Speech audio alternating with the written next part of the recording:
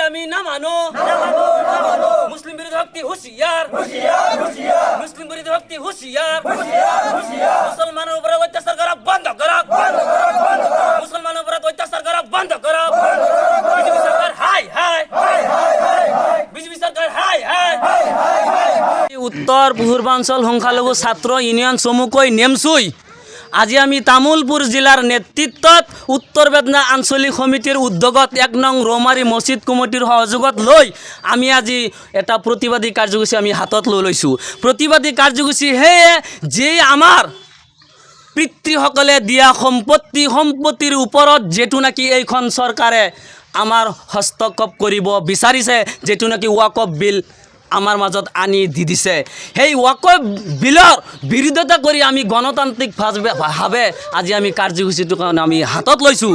আমি কোনো পৰ্যায় আমি নেমচুৱে আমি এইখন চৰকাৰক আমি কৈ দিবলৈ বিচাৰিছোঁ, আমি কেতিয়াও এই ওয়াকফ বিল আমি মানি নলওঁ। আমাৰ পিতৃয়ে দিয়া আগৰ আমাৰ পুৰুষসকলে দিয়া সম্পত্তিত আমি কাকো আমি হস্তক্ষেপ কৰিবলৈ আমি নিদিওঁ।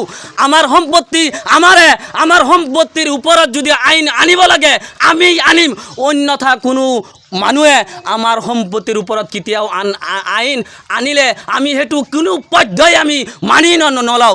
আমি কি জমিনৰ পৰা মাটি ফাটিকি আমি ভাৰতবৰ্ষত আমি আহিছোঁ নেকি? ভাৰতবৰ্ষ নাকি যেতিয়া স্বাধীন হৈছিল আমাৰ ইছলাম ধৰ্মৰ ওলামাসকল কিমান শ্বহীদ হৈ গৈছিল, ফাঁসিৰ কাটত কিমান ওলমাই ৰাখিছিল, দিল্লিৰ গেটত লিখা আছে। আজি যদি আমাৰ মুসলিমৰ অস্তিত্ব যদি নাই কৰিব বিচাৰিছে, আমি জিন্দা থাকালৈকে আমি মুসলিমৰ অস্তিত্ব আমি কেতিয়াও আমি নাইকা হ'বলৈ নিদিওঁ।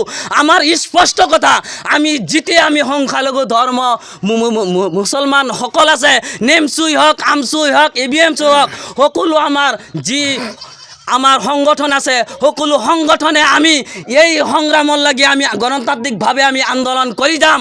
আৰু আমাৰ লগত ৰাইজ ওলাই আহিছে, যদি ভাৰত চৰকাৰৰ পৰা আমাৰ নাম নিচানা যদি আমাক ধূলিচ্যুতভাৱে যদি নাইকা কৰিব বিচাৰিছে, তেনেহ'লে এইখন চৰকাৰে আমাক একে কাটাৰে লাইন লগাই গুলিয়াই হত্যা কৰি দি আমাক এই ভাৰতবৰ্ষৰ পৰা আমাক মোচনি কৰিব লাগিব। আমি জিন্দা থকাৰ লাগি আমাৰ এই ভাৰতবৰ্ষৰ পৰা আমাৰ নাম আমি মুছিবলৈ কেতিয়া নিদিওঁ। আমি এই গণতান্ত্ৰিক আন্দোলন যেতিয়া লাগে নাকি এই ওয়াকফ বিল আইন বাতিল নকৰে আমি গণতান্ত্ৰিকভাৱে আমি আন্দোলন কৰিম। ৰেলপথে হওক, ঘাইপথে হওক, দিল্লী যন্ত্ৰ মন্ত্ৰ সকলোতে আমি নেমচুই যাবলৈ আমি বাধ্য আছোঁ। ইয়াৰ সলনি যদি কিবা হয় ইয়াৰ দায়িত্ব কিন্তু চৰকাৰে ল'ব লাগিব। আমি নৰেন্দ্ৰ মোদী ডাঙৰীয়াক ক'বলৈ বিচাৰিছোঁ, আমাৰ যি মুছলিম অনুষ্ঠানত ধৰ্মৰ মছজিদ মাদ্ৰাছা আমাৰ যি আছে সেই ওপৰত যি হস্তক্ষেপ কৰিবলৈ বিচাৰিছে সেইটো আমি কোনো পৰ্যায় আমি মানি নলওঁ।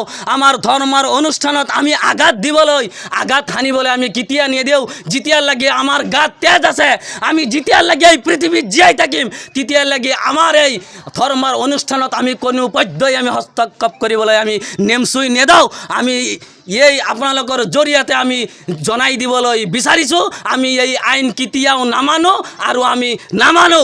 আৰু যেতিয়ালৈকে এই আইন বাতিল নকৰে আমি গণতান্ত্ৰিকভাৱে আমি নেমচুই ধৰ্মৰ সংখ্যালঘু আমাৰ সংখ্যালঘু সংগঠন যিমান আছে সকলোৱে মিলি জুলি ৰাইজ আমি সকলোৱে আমি এইটোৰ বিষয়ে আমি আন্দোলন আমি কৰি যাম। নৰেন্দ্ৰ মোদীৰ কাম নাই, হিমন্ত বিশ্ব শৰ্মাৰ কাম নাই, নীতিশ কুমাৰ হাই হাই, চন্দ্ৰবাবু নাইডু হাই হাই, চন্দ্ৰবাবু নাইডু হাই হাই। You want justice?